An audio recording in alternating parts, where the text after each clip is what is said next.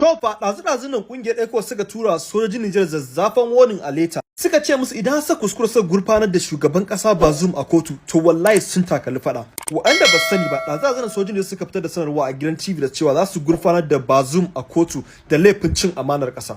Ba ku manta ba satin da ya gabata sanarwa ta fita da cewa shugaban kasa bazum yana neman taimakon kasar America da Faransa su zo su cece shi a wajen wannan sojin da suka yi juyin mulki. To da yanzu sojoji sun ce sun tattara shaidu akan shi za su maka shi a kotu da laifin cin amanar kasa. Kai tsaye daga shafin jurist.ng a constitution din Nigeria idan aka kama mutum da wannan laifin na treason fa hukuncin kisa ne kun gani. Ba sai da toka take a kasar Niger ba amma wannan ce wasiƙar da yan Ecowas suka tura wa shugabannin Niger. Kungiyar Ecowas sun buƙaci sojojin Niger su gaggawar sakar bazum sannan suka ce wannan gurfanar da bazum din da su ya saba sakon da suka ba malamai suka kawo jiya. Idan ba ku manta ba jiya na muku biyo nake cewa sojin malamai sun ci nasarar shawo kan sojin da suka ba wasu daga cikin wakilan ECOWAS hakuri kuma suka ce duk inda aka kira su za su je domin a zauna a fitar da maslaha.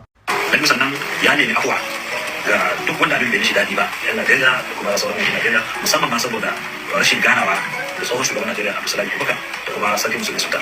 Har zuwa ƙarshen bidiyon. Turai ta bangaren ECOWAS sun ce har yanzu bazum shine shugaban kasar su kuma su ce su sojin ne ma suka ci amana kasa domin yin ku ko in ce juyin mulki karya dokar kasa ne. To Allah subhanahu wataala ya ka kwanci hankali da zaman lafiya Allah sa mu dace. Majalisar Mulkin Sojojin Jamhuriyar Niger ta fitar da shirinta na gurfanar da hambararren shugaban kasar Mohamed Bazoum a gaban kotu bisa laifin cin amanar kasa da kuma yin zagon kasa ga tsaron kasar tasu. Wannan ita ce alama ta baya-bayan nan da take nuna cewa gwamnatin mulkin sojojin kasar sun gaji da matsin lamba da kasashen duniya na amayar da Bazoum din a matsayin su na shugaban kasar Niger, wanda sun boye Bazoum din ne a wani boyayyen bangare da ke cikin fadar shugaban kasar tun bayan da suka masa juyin mulki kimanin makonni 3 da suka gabata. Amma